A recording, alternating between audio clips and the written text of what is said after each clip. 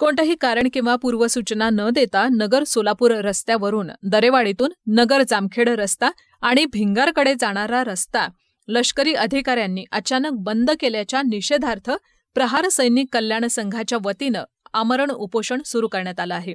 संघाचे राष्ट्रीय सचिव ॲडव्होकेट संजय शिरसाट हे उपोषणास बसले असून प्रहार सैनिक कल्याण संघाचे राष्ट्रीय अध्यक्ष विनोद सिंग परदेशी, भाऊसाहेब सोनावणे, संतोष पवार, बाळासाहेब शेवाळे, कैलास दादा आवारी हे त्यांच्या सोबत आहेत।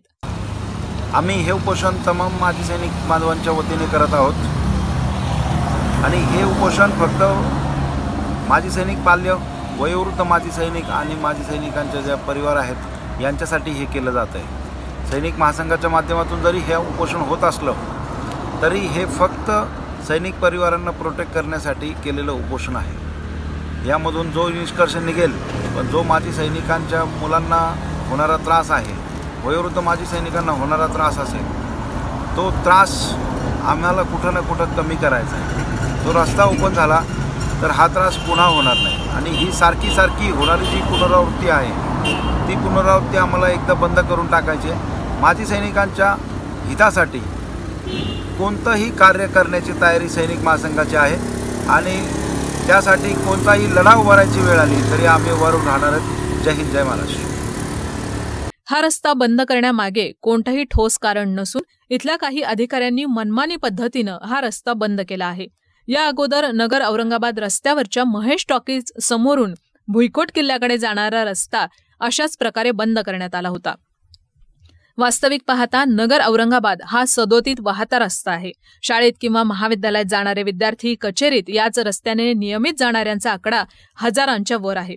नगर औरंगाबाद आणि नगर सोलापूर रस्त्यावरील अंतर्गत रस्ते बंद केल्यामुळे या जनतेला जवळपास 5 ते 6 किलोमीटरवरून फिरून जाण्याचा ताण विनाकारण पडत आहे। शाळकरी मुलं, आबालवृद्ध महिला यांना हायवेवरून जीव मुठीत धरून प्रवास करावा लागतो। यामुळे अपघातांच्या संख्येत वाढ होते आहे। हा प्रकार माजी सैनिकांच्या कुटुंबियांच्या जीवावर उठलेला आहे। त्यामुळे हा रस्ता त्वरित सुरू करावा अशी मागणी प्रहार संघटनेच्या वतीनं करण्यात आली आहे। जय हिंद।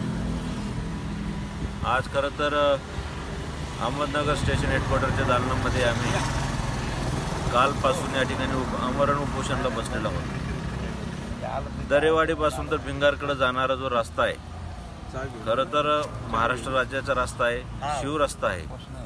याचं आणि आर्मीचं लांबपर्यंत काही काडी मात्र संबंध नाही। आर्मी एरियात आहे परंतु संबंध काही नसताना प्रत्येक कमांडर आपल्या आपल्या कालावधीमध्ये आपापले नियम लावतात।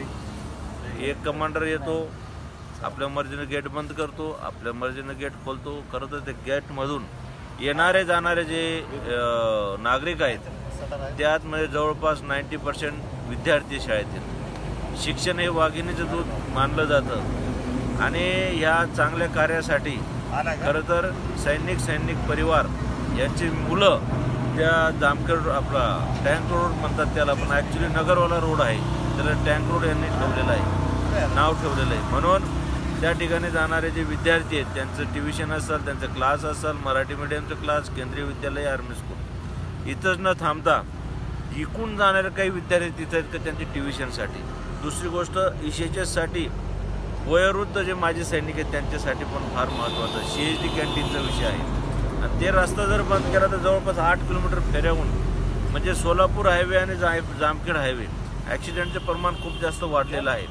तर नेमकं मुली आणि मुलं लांबून यावं लागणार, ज्यांचे पालक या ठिकाणी नाहीत, ज्यांचे पालक हरियाणा, राजस्थान, पंजाब, JNK इथंच नाही तर मग -20 डिग्रीमध्ये लेहमध्ये देखील त्या ठिकाणी नोकरी करणारे आमचे माजी सैनिक बांधव आहेत, त्यांच्या पाल्याने जायचं कुठं?